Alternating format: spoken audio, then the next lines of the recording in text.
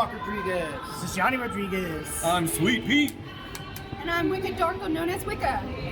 I'm Lan Moore. I'm the Doobie. You call me Doobie Champ or Wendy. Hey guys. But don't mind me, just snooping as usual. You were quiet. I don't care. All of y'all, nerd. Now. Okay.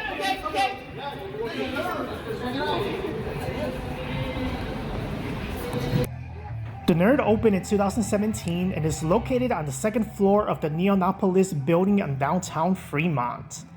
Oddly enough, Mark and I were in the general area around that time, so I guess we never decided to go into the Neonopolis building and check it out. We got there early enough to take over the place, but then we saw there really wasn't all that much to take over. The Nerd has a few arcades, but they're all the larger cabinet games like racing games and stuff like that, so you won't be finding Street Fighter or Double Dragon here. There are also other games like basketball games, those dancing arcades, and even a bowling alley. Of course, there's also drinks and cocktails patterned after video games and wrestling, though they are kind of pricey. And speaking of wrestling, they have quite a bit of wrestling related stuff here, including a big collection of classic action figures and a display case full of autographed merch. That was pretty cool, especially lots of old TNA and ECW stuff. What the hell? That's definitely worth a picture. Oh jeez. The Barbie that shoots the purple bars now. Purple Barbie. Oh no. There weren't that many arcades worth actually checking out, but here's what we saw. First off, Wendy and I checked out Space Invaders Frenzy, which was released by Raw Thrills in 2017. It's a 2-player arcade game with a huge screen in front of you displaying the game. You shoot at the screen with mounted guns while avoiding damage. I'm really glad that Johnny got the footage while he could, as the game went by real fast. This arcade is very popular and usually a larger arcade with room for machines of this size. And due to the arcade having this card you gotta swipe and the points being very expensive, yeah, Wendy and I just played Space Invaders for this quick run and we didn't put any more card swipes into it. I tried out Pac-Man Battle Royale Championship, which was released in 2022 by Bandai Namco Entertainment.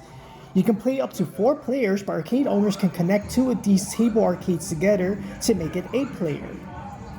You have to eat the ghosts and compete against other Pac-Man. You get lots of power-ups, including the green power pellet that makes Pac-Man bigger, and it can now eat both the ghosts and other Pac-Man. There's also a chill pepper that burns ghosts and other Pac-Man around you. As for the other games, well, Sweet Pea tried out Guitar Hero, but one of the guitars was broken and it was difficult to actually play due to the music in the bar being so loud. And you couldn't really hear the game very properly. Wicca tried out Step Mania X and it's a dance arcade machine, but just like with Guitar Hero, the music was too loud to hear the game. So she focused mostly on following arrows on screen. But with games like that, you need to listen so you can go and beat with the music and the rhythm, so that we can hit the notes right, because it's so easy to miss. Now, as you know, Wicca, as mentioned, was so determined, and she did do a good job for what she had to work with. And tried using the claw machine and the crane machine, which had a lot of wrestling action figures in them. But, Doesn't look like it. y'all know how crane machines work. They're usually kind of quick. But come on, man. The claw wasn't even working right. I mean, what did they expect? Alright guys, here's our thoughts on The Nerd, and unfortunately, I really hate to say this, but the truth is the truth. And we can't really honestly give this like a good review. The place is overpriced, pretty much sucks, and the arcades go by like in seconds, and whoop, there goes all your money, and you got drinks that cost like 50 to 20 bucks for like 8 drinks. And Very typical tourist attraction. The bowling used to be free, and now they want to charge you $20 per person per game. per person? Per person? Yeah. Yeah, so you used to be the morning company or get drunk, throw some things down the lanes, and just have a good time, ride on the penis, and now you have an arcade that doesn't work, half the machines are broken, and the penis is never available.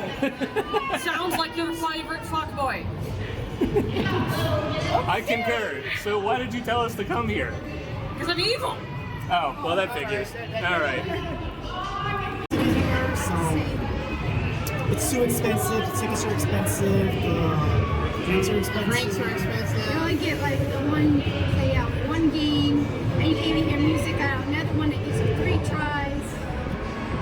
Yeah, and then you can't even play that Dance Dance game. The music's so loud you can't hear the in-game music to dance. Yeah, but I only won by step because I visually know how to play that type of game. Yeah. Well, why don't we quit our complaining and head down to Toy Shack so we can look forward to something? Yeah. Toy Shack it is. I'm not that evil. Let's go have some fun. Alright. The Toy Shack opened up in 2011 in downtown Fremont, which is also part of the Neonopolis building. The owner, Johnny Jimenez Jr., also appeared on the TV show Pawn Stars, which I don't think airs anymore, whenever they needed a toy expert, and hey, we actually got to meet the guy a couple of times. That's pretty cool. The store is full of all sorts of past and present toys and action figures, Funko Pops, and other merch like cool shirts and handbags. Now, we checked out the space before, so we leave it up to Wendy to see what she thinks, as it was her first time here. Even though the nerd was a bit disappointing and a bit of a letdown, it was rectified when heading down to the Toy Shack. It was an interesting experience since it was my first time there. There was even a Funko Pop sale going on at the time, regardless of the size of the figure. I don't know how Mark missed that one. Now, I was worried about how we're going to ship those guys back home in one piece. Okay, fair point. Well, anyway, there were a few vintage toys and figures there that's great if you're a collector, and those with disposable income to invest in, have at it. As a Sanrio fan, I saw some Hello Kitty merch and even a t-shirt. I saw some Dragon Ball related things and Sailor Moon, so I definitely checked those things out. It was nice, and I got something there for all 3 franchises. I really cannot wait to check it out again someday, and maybe next time Mark will be able to get a Funko Pop. Is that the late Dragon Ball Goku? Yeah. Late, anime, and also beginning of Dragon Ball Z before he died. Oh man, finally home. Oh, why was that car parked so far? Oh. Alright guys, so as you can see, the nerd was pretty much a bust.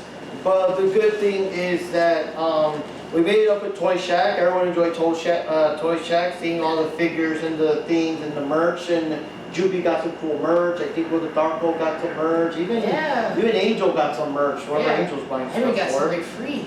Yeah, and yeah, so that basically wraps it up. We also went to First Friday and involved a whole lot of walking and the parking and all that junk. So I got something we're calling it a night. I got something nice for First Friday. Yeah, and there'll be a separate video about that. But anyways, guys, for this episode, this is Mark Rodriguez signing off. This is Johnny Rodriguez. This is Wendy, whatever. I'm tired. Let's go. Yeah, we're going back to the hotel. Alright, guys. Have a safe. I mean, it was good seeing Peter again. Even Lan Moore and all that. I mean, Yeah. Alright. Oh man, I'm tired. I think I'm gonna go straight to bed. Oh my goodness.